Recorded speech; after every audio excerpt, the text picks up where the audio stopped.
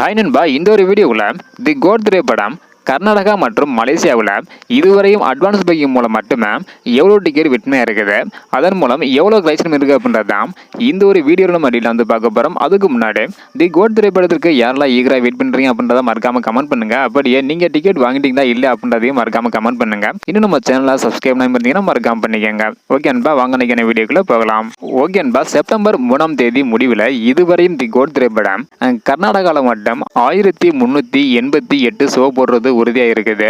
1,48,162 ticket வந்து விற்பனையாக இருக்குது. இதன் மூலம் 5,44,00,000 வரையும் கலெக்ஷன் வந்து பண்ணியிருக்குது.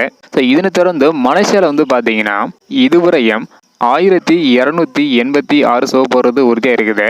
57,380 டிக்கெட் வந்து விற்பனையாக இருக்குது. இதன் மூலம் 1,21,00,000 வரையும் கலெக்ஷன் வந்து பண்ணியிருக்குது. அதாவது கர்நாடகாவில் இதுவரையும் 5,44,00,000, மலேசியாவில் 1,21,00,000 இதுவரையும் வந்து பார்த்தீங்கன்னா கலெக்ஷன் இருக்குது. அட்வான்ஸ் புக்கிங் மூலம் மட்டுமே. அடுத்தடுத்து எவ்வளோ கலெக்ஷன் பண்ணுது அப்படின்றத வெயிட் பண்ணி பார்க்கலாம். ஸோ படத்துக்கு நீங்கள் எவ்வளோ ஈகராக வெயிட் பண்ணுறீங்க அப்படின்றத மறக்காமல் கமெண்ட் பண்ணுங்கள். இந்த வீடியோவை நீங்கள் எங்கேருந்து பார்க்குறீங்க அப்படின்றத மறக்காமல் கமெண்ட் பண்ணுங்கள். இந்த வீடியோ பார்த்தீங்கன்னா மறக்காம எல்லாருக்குமே ஷேர் பண்ணுங்கள். ஓகே அன்பா, தேங்க்யூ.